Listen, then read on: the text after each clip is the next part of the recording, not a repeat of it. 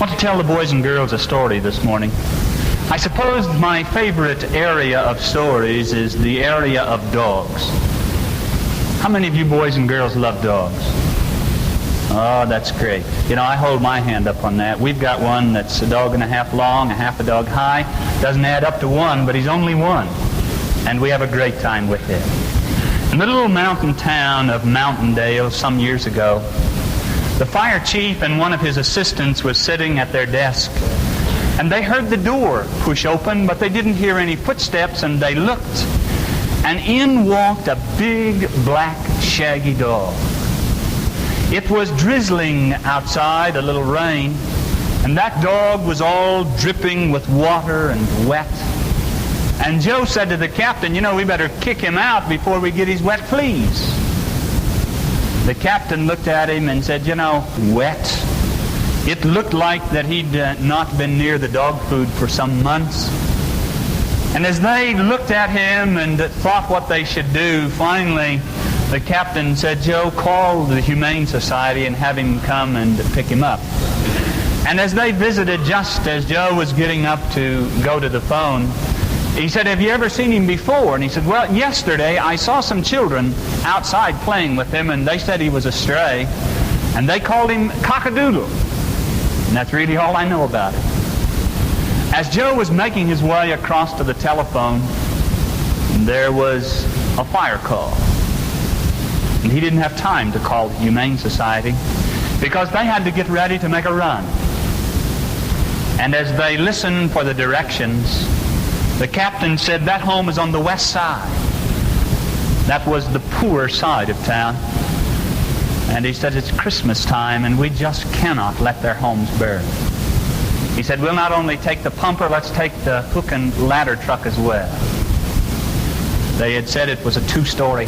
Started to get aboard when old Cockadoodle came along and jumped on the hook and ladder truck. They were already moving and they didn't want to kick him off, so he went along for the ride. When they arrived, they found a two-story, big old colonial home, quite dilapidated, but it was on fire. The downstairs had a store in it, and it was filled with smoke. There was a man and a woman standing at the window upstairs, and they were just shouting at the top of their voices. They ran the ladder up, and they just kept talking and talking, but they were talking in a language that the firemen didn't understand.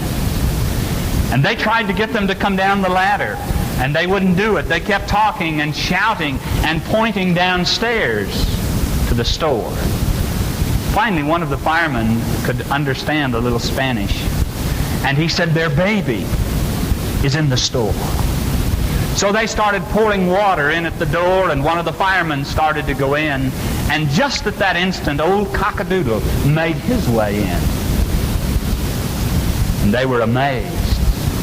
And just at the time they reached the ground, there was a big, black, shaggy dog, old Cockadoodle, running out of that smoke-filled building. And he had a baby by the diaper, and he was coming out for all he was worth. You know, that dog won a place in the firemen's hearts, because the fireman that went in came out and he said, I can't find him, can't find the baby. They said, well, he's already out, safe and sound, not hurt at all. And that mutt dog that came to the fire station brought him out. The fire station in Mountaindale had their first mascot. He went with them on many fire runs. He was always known as Cockadoodle. So boys and girls, if you have a dog, if you have a pet, you know they're valuable. And I'll tell you, in the time of emergency, they're always there to stand beside you. I wonder how many of you boys and girls, and those of us that were boys and girls, ever had a teddy just about took with us everywhere we went.